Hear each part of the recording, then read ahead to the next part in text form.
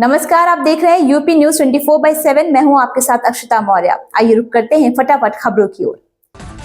संभल में हुई हिंसा के बाद ऑल इंडिया मस्जिद इत्तेहादुल मुस्लिमीन के राष्ट्रीय अध्यक्ष अजुद्दीन ओवैसी ने बदायूं की मस्जिद को लेकर सरकार पर हमला बोल दिया है। उन्होंने कहा कि आने वाली नस्लों को एआई की पढ़ाई के बजाय एएसआई की खुदाई में व्यस्त कर दिया जा रहा है।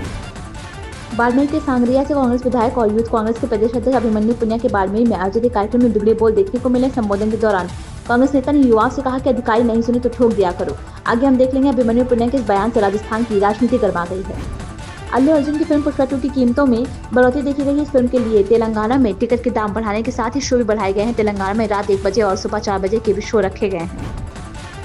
मध्य प्रदेश भाजपा की विजयपुर हार पर घमासान शुरू हो गया है। केंद्रीय मंत्री सिंधिया और भाजपा आमने सामने आ गए हैं। हार पर मंथन के बीच सिंधिया और भाजपा प्रदेश महामंत्री सबनानी के बयानों से सियासत तेज हो गई है।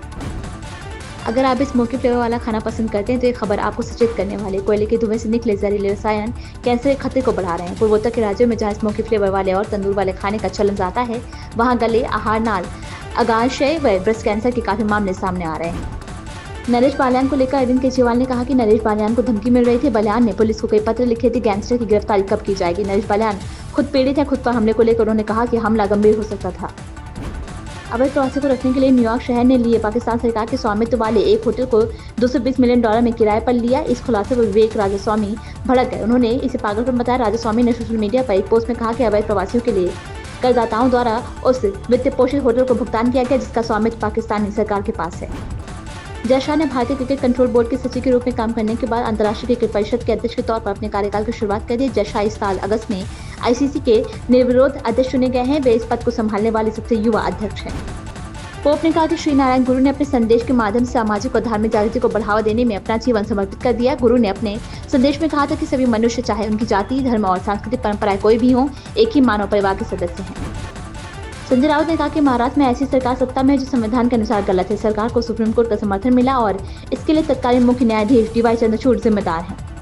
महाराष्ट्र में एक ऐसी सरकार सुप्रीम कोर्ट के प्रोटेक्शन में चली जो संविधान के खिलाफ घटनाबाह्य सरकार चली, उनके लिए DY चंद्रचूड़ जिम्मेदार है, सुप्रीम कोर्ट जिम्मेदार है। अब ये जो केयर टेकर गवर्नमेंट है वो भी संविधान के खिलाफ चल रही है। 10 दिन हो चुके हैं, उनके पास भारी बहुमत, भारी शैतानी बहुमत,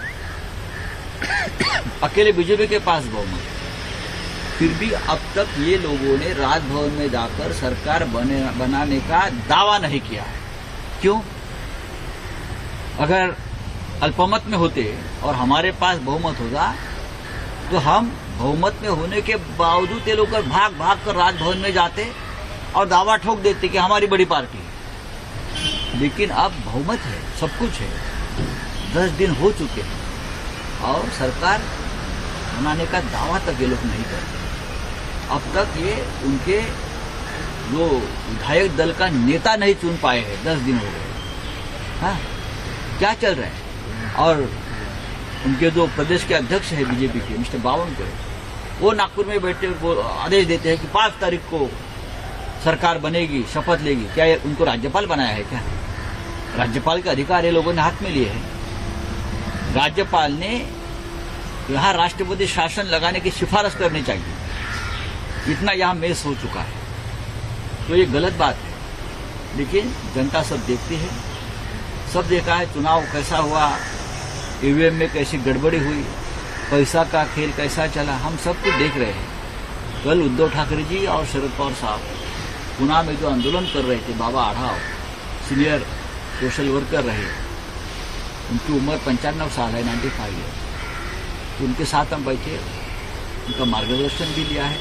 और आने वाले दिनों में ये जो सब घोटाला गड़बड़ हुआ है उसके खिलाफ राज्य में और देश में एक बहुत बड़ा मूवमेंट चलाने का हमारा प्रयत्न है। अब तक सस्पेंस बना हुआ है कि सीएम महाराष्ट्र का कौन होगा? अब तक सामने क्या सस्पेंस होना चाहिए? जिसके पास बहुमत है वो सस्पेंस क्यों रखे?